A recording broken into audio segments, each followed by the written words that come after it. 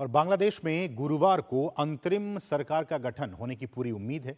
और इस सब के बीच भारत के कई नेताओं और संस्थाओं ने हिंदू अल्पसंख्यकों पर हो रहे अत्याचार, हिंसा की भर्त्सना की है। वहीं भारतीय विमानन कंपनियों ने ढाका की हवाई सेवाएं बहाल कर दी हैं।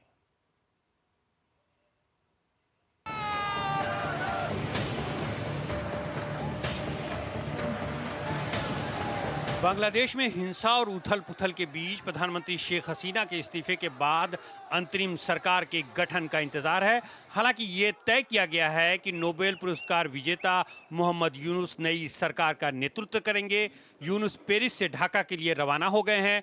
यूनुस ने अपने एक लिखित बयान में छात्रों से शांति बनाए रखने की अपील की है। उन्होंने देश को चेतावनी देते हुए कहा है कि हिंसा का रास्ता विनाश की ओर ले जाएगा। हाँ, मैं अपने घर वापस जाने और यह देखने के लिए उत्सुक हूँ कि वहाँ क्या हो रहा है और इससे बाहर निकलने के लिए हम खुद को तैयार करेंगे। इस बीच सेना प्रमुख ने कहा है कि स्थिति में तेजी से सुधार हो रहा है और 3 से 4 दिन में सामान्य होने की उम्मीद है। उन्होंने कहा कि पुलिस बल को बहाल करने के लिए काम किया जा रहा है। सेना प्रमुख ने कहा कि अंतरिम सरकार गुरुवार देर रात तक शपथ ले सकती है। वहीं मंगलवार को रिहा हुई मुख्य विपक्षी नेता खालिदा जिया ने लोगों को संबोधित किया। उनकी पार्टी बीएनपी ने 3 महीने के भीतर चुनाव कराने की मांग की है।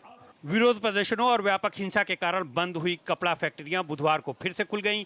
वहीं सुरक्षा आशंकाओं के मद्देनजर पुलिस कर्मियों के हड़ताल पर चले जाने के बाद छात्र ढाका की सड़कों पर ट्रैफिक की व्यवस्था संभालते हुए दिखाई दे रहे हैं। इस बीच संयुक्त राष्ट्र ने बांग्लादेश हिंसा की स्वतंत्र, निष्पक्ष और पारदर्शी जांच की अपील की है। बांग्लादेश हिंसा के सभी कृत्यों की पूर्ण, स्वतंत्र, निष्पक्ष और पारदर्शी जांच की आवश्यकता है। इन हिंसक घटनाओं में कई जिलों में विशेष रूप से अल्पसंख्यकों के घरों और मंदिरों को निशाना बनाया गया। सुरक्षा बलों की गैर मौजूदगी में सोमवार से हिंदुओं पर हमले बढ़ गए हैं। बांग्लादेश में अल्पसंख्यकों पर हमले को लेकर भारत समेत दुनिया भर के संगठनों ने चिंता जताई है। उत्तर प्रदेश के मुख्यमंत्री योगी आदित्यनाथ ने भी अल्पसंख्यकों पर हो रहे हमले पर चिंता व्यक्त की। मंदिर तोड़े जा रहे हैं, चुन चुन करके हिंदुओं को निशाना बनाया जा रहा है।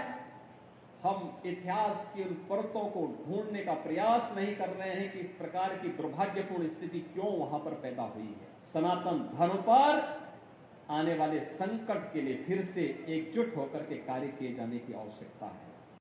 उधर राजनीतिक अस्थिरता के बीच ढाका में भारतीय उच्च आयोग कार्यरत है और भारतीय राजनयिक और अधिकारी ढाका में बने हुए हैं। हालांकि कुछ कर्मचारी और उनके परिवार मंगलवार की सुबह लौट आए हैं। एचसीआई ढाका की सभी हेल्पलाइनें काम कर रही हैं। किसी आपात स्थिति के लिए बांग्लादेश में भारतीय उच्चायोग हेल्पलाइन नंबर पर संपर्क कर सकते हैं। इस बीच एयर इंडिया सहित भारत की अधिकांशतः एयरलाइंस ने ढाका की अपनी सेवाएं बहाल कर दी हैं। Bureau report, DD news.